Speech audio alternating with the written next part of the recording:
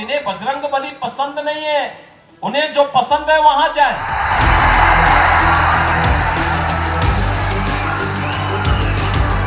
महाराष्ट्र में चुनाव प्रचार पीक लेवल पर है और खबर आ रही है कि महायुति में घमासान मच गया है।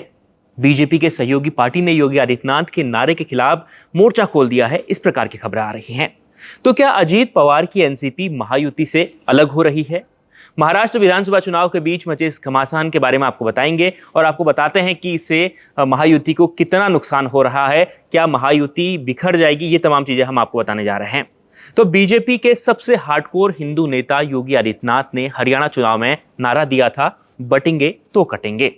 हरियाणा में इसका बीजेपी को खूब फायदा भी हुआ, लेकिन महाराष्ट्र में इसी नारे के साथ बीजेपी उतरी, लेकिन यहाँ महाराष्ट्र में बीजेपी को और महायुति को ये नारा नुकसान दे सकता है, उनके लिए सरदर्द बन गया है। महाराष्ट्र में अजीत पवार की एनसीपी बीजेपी के साथ गठबंधन में है और अजीत पवार ने सीधे कह दिया है कि ऐसा महाराष्ट्र में कतई नहीं चलेगा।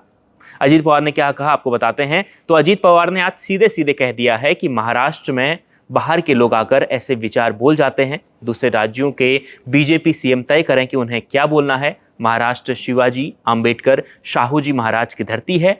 आप महाराष्ट्र की तुलना किसी दूसरे प्रदेश से मत कीजिए, महाराष्ट्र के लोग इसे पसंद नहीं करेंगे। तो सीधे तौर पर अजीत पवार ने कह दिया है कि महाराष्ट्र में इस प्रकार की बयानबाजी नहीं चलेगी।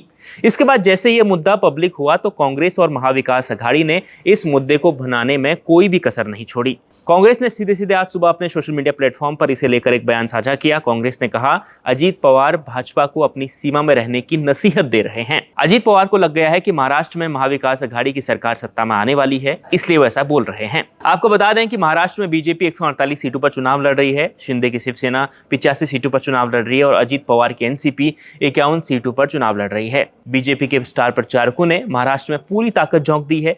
बीजेपी दूसरे प्रदेशों की तरह भी यहाँ भी उसी अंदाज में चुनाव लड़ रही है, उसी अंदाज में बयानबाजी कर रही है, लेकिन ये बयानबाजी उनके सहयोगियों को पसंद नहीं आ रही है। ऐसे में महायुति के लिए इस वक्त सबसे बड़ी जो समस्या बनी हुई है वो ये है कि कैसे वो अपने सहयोगियों को एक साथ एकजुट करके यहाँ पर आगे बढ़ें। और सबसे बड़ी बात यह है कि एनसीपी का जो वोट बैंक है वो महाराष्ट्र में बीजेपी और शिवसेना के वोट बैंक से थोड़ा अलग है। तो ऐसे में बीजेपी को ये बैलेंस करना बीजेपी के लिए मुश्किल हो रहा है, खासतौर पर महायुति के लिए मुश्किल हो रहा है कि वह कैसे इसको बैलेंस करें और कैसे इन नारों से आगे निकलकर यहाँ पर अपनी पार्टी, अपने संगठन को आगे ले जाएं। इस खबर पर आपकी क्या राय है, कमेंट कर जरूर बताएं और देखते रहें इंडिया.com।